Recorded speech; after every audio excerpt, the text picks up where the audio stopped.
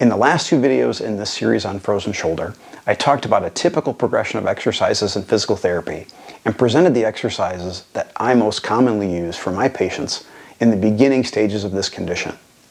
I talked about the importance of matching the intensity of the exercise program to the irritability of the shoulder, and that the really painful, inflamed shoulder tends not to respond really great to aggressive stretching. As a result, the first video in this series presented a program geared to that patient with the really painful, inflamed shoulder. Gentle, fairly brief, but frequent stretches. In the second video, the exercises got a little more aggressive to help progress that patient whose shoulder is gradually improving, becoming less inflamed and less painful. Today, we'll progress further. This program is for the patient who has a stiff shoulder, but low irritability, low inflammation. Their stiffness may be due to frozen shoulder, or perhaps they're just having difficulty regaining range of motion after a surgery. Regardless of the cause of stiffness, because the shoulder is now pretty minimally inflamed, not real painful, we can get more aggressive with the exercise program and make big gains in movement. The first stretch we call the prayer stretch. It looks like child's pose in yoga. So on the floor, on the hands and knees, hands way out in front of you. And then just sit back, trying to bring the shoulder toward the floor. Hold for 20 seconds. Give it a brief break. Go again. Do this 3-4 times. Then, if you want to get fancy, let's pretend my hurt arm is my left arm. With the palm down, lift the hand up as far as you can with a straight elbow.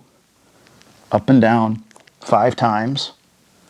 Then, turn the thumb up, lift up and down 5 times. Then, the really hard one, turn the palm up, lift up and down 5 times. Okay, the next stretch we call the open book stretch. Not helping anymore? So you're going to lay on your side. So my hurt arm is my right arm. Can you lay down? Lay down, man. There you go. Good job. Okay, so my right arm is my hurt arm.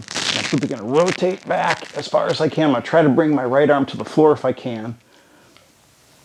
Hold for 20 seconds approximately. Come back. Hey, man. And then go again. Way back. Hold 20 seconds. Come back. 3 times. Way back. Rotate as far as you can. Again, if you want to get a little fancy, turn the thumb toward the floor. That makes it harder. If you can hold that when you're doing pretty good. And that's all there is to it. Right, bud? For this stretch, I'm laying down on my foam roller here, which I highly recommend you get. You can get them at any retailer, Walmart, Target, places like that. So laying down on the foam roller, part of what we're trying to do is stretch the mid-back a bit. As I mentioned in a prior video, if we can have a little more upper back, thoracic spine flexibility, you'll have better shoulder flexibility. So anyway, laying down on the foam roller, start with arms out, palms up, trying to keep the back of the hands on the floor, and that's going to be the hard part. And then what you're going to do, the dog's really going to help me, you're going to pretend like you're making a snow angel on the ground, trying to keep your fingertips on the floor, and that's going to be the tough part. You're not going to let me do that left side over there, are you, Finny? So up and down 10 times, again, trying to keep the fingertips on the floor as you do this. The last stretch we call the functional internal rotation stretch. So just take a bath towel, twist it up so it's kind of long and narrow. So let's pretend I'm stretching my right side. So towel goes behind my back. I grab a hold. This is usually one of the tougher stretches. And I'm simply going to pull my hurt arm up my back as far as I feel I can. You want to get to an intensity of stretch that you can tolerate for 20 to 30 seconds. So you might not be able to reach very far at first. Give it the 20-30 seconds, then just relax a bit, enough to remove the sense of stretch or tension, and then go again.